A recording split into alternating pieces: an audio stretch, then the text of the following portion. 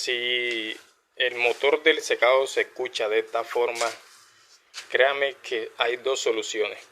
Y la segunda es lo más efectivo. Primero, podemos engrasar el eje que va del motor del secado hacia el vaso, ¿no?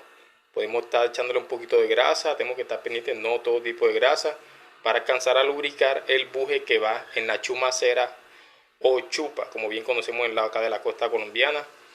Hay dos formas, como les dije, la primera, podemos engrasarla, el eje, si suena así de este mismo modo, engrasamos el eje del motor de la secadora que va pegado justamente, que va incrustado en el bujecito de la chumacera o chupa.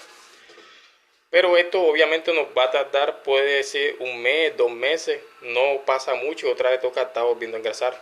La segunda opción, y es más efectiva, aquí tenemos que hacer el cambio de la chumacera o chupa para que se acabe del todo este sonido, ya que este sonido lo produce el desgaste que tiene la chumacera, el bujecito que tiene la chumacera en el centro.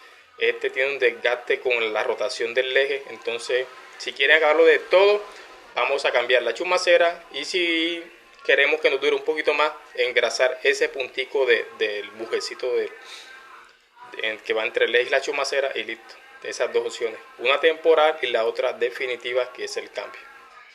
No se les olviden seguirme, dejar un pequeño y hermoso like. De aquí en adelante vamos a aprender todos juntos, todo sobre motores de secadores.